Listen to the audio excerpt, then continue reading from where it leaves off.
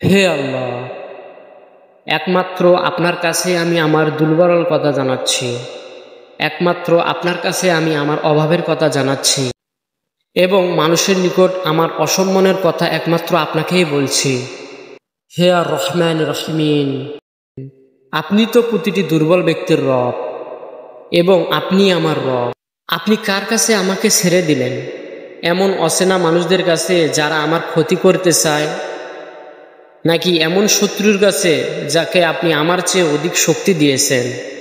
হে আল্লাহ, যদি আপনি আমার উপর রাগ না হয়ে থাকেন তাহলে এর কিছুতেই আমার কিছু যায় আসে না, কিন্তু আপনার আশ্রয় পেলে আমার পরিস্থিতি আরো একটু সহনীয় হবে।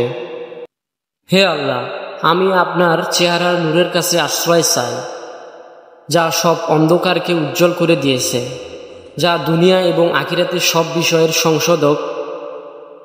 আল্লাহ, আপনার রাগ এবং অসন্তুষ্টি থেকে আমি রেহাই চাই।